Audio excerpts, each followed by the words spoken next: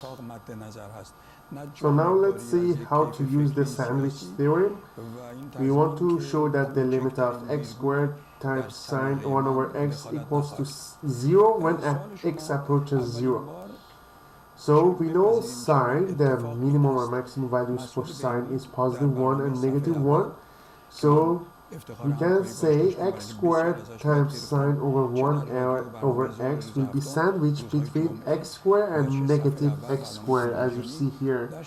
Negative x squared and positive x squared. So because sine is isolated, this is going to be oscillating between negative 1 and positive 1.